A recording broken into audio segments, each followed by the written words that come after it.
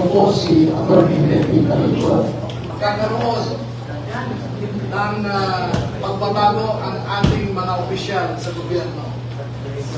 Ngunit makalipas ang 13 taon, yung bilyon-bilyon na ninanakaw noon ay umabot sa trilyones ngayon.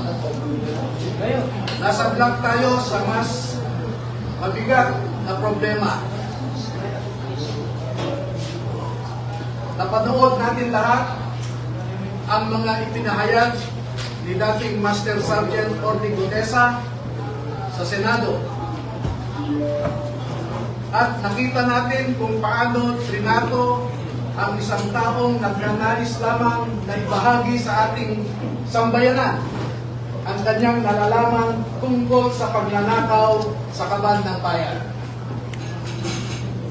Nakita rin natin, nasaksihan din natin lahat ang mga proseso na naganap sa ICI na inatasan na mag-investiga tungkol sa corruption sa infrastructure. Ngunit alam natin lahat na imbes na mag-investiga ang ICI ay pinagtakpan ang totoong mga salarin sa pagnanakaw. Ang mga institusyon natin ngayon ipinatayo para pangalagahan, arugain ang mga Pilipino ay hindi na natin mapagkakatiwalaan. Nakita naman po ninyo, there is a crisis of integrity in the executive. There is a crisis of integrity in the legislature. And if you have listened recently to the proclamations of Ombudsman Crispin Remulla, he alleges also a crisis in our judiciary. Ang problema natin ngayon ay yung mga nagpapatakbo sa mga institusyon na ito. Wala po tayong ibang maaasahan ngayon na maglalabas ng katotohanan kundi tayong mga mamamayan din. Hindi natin maaasahan ang nasa gobyerno ngayon na ilabas ang buong katotohanan na walang pinagtatakpan. Ngayon po ay lumabas ang mga dating kasamahan ni Master Sergeant Orly Gutesa sa trabaho bilang security consultant o security personnel ni dating Congressman Zaldi S. Poe. Nandito po silang lahat at gusto ko pong ipakilala sa inyo. Ang mga sundalong ito ay wala na sa serbisyo. Ngunit ang nasabi nila sa akin, ito ang marahil na huling labanan na kanilang papasukin at gusto nilang magpakasundalo. Yes! Yes! Yes!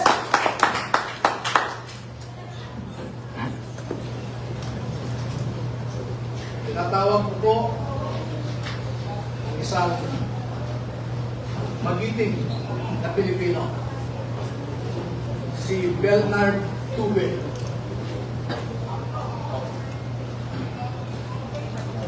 Si Ross, matanda na po. Si Rosbert Waupan. Si Benny Gulontate. Si Johnny Budwan. Si Rodante Orbilio. Rainy Boy Julian. Christopher Esquivel. George Villalon Jr. Romeo Romel Bubares. Gil Navidad Jr. Anselmo Taberdo. Walter Manalansan.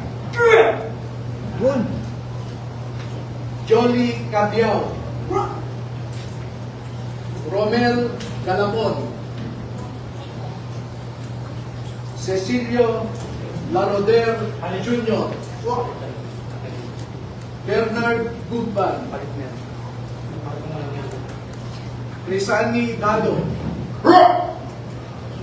at Fidel Corpus.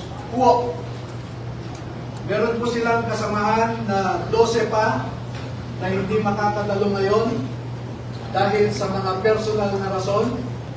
Yung 10 na hindi pa nakadalo ngayon ay tinatawag ko po na second batch. At lalabas din po sila sa tamang panahon.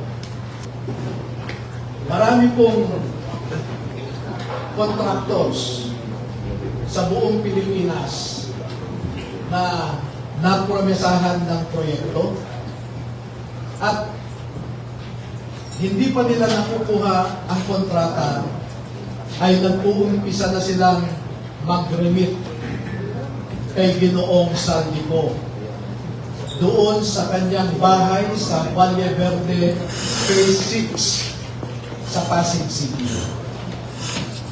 At daan-daan na maleta ng pera ang dumarating doon. Merong employee si Ginoong Saldico na binibilan ang mga pera na dumarating sa Valle Verde 6. Pagkatapos nito ay binabalik nila sa maleta ulit at dinadala sa penthouse ng Horizon Homes sa BGC.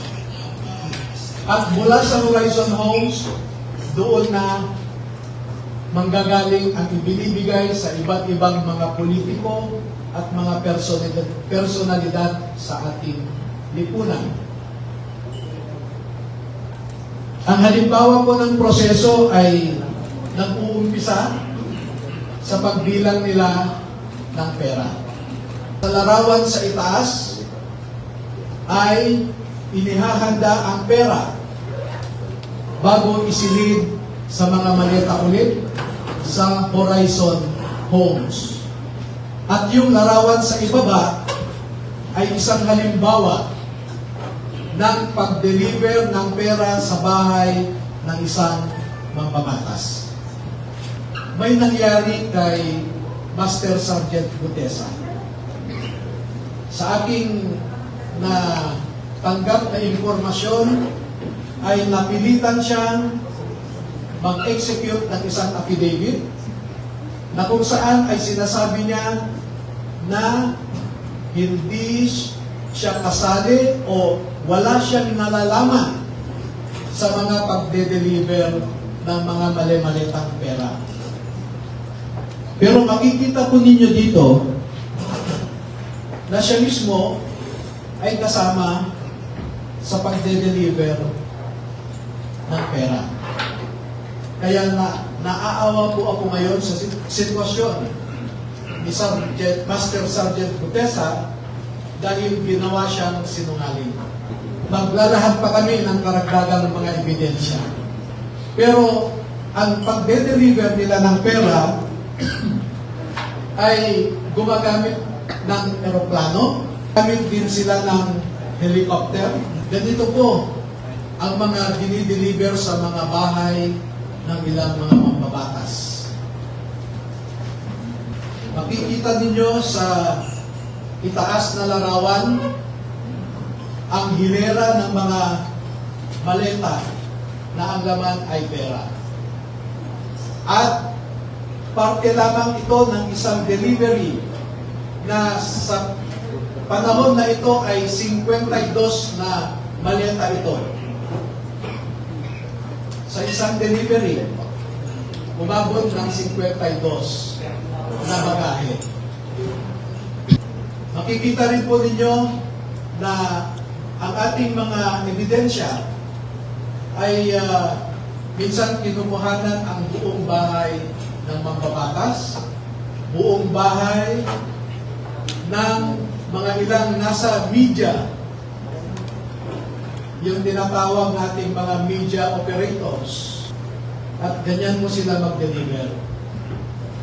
Makikita po ninyo sa ibabang larawan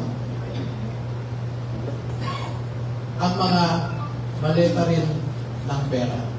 At marami pa pong iba na katulad nitong mga larawan. Dito sa taas na larawan ay ipinapakita lamang na yung isang malaking maleta ay hindi kayang o halos hirap na buhatin ng 3 katao.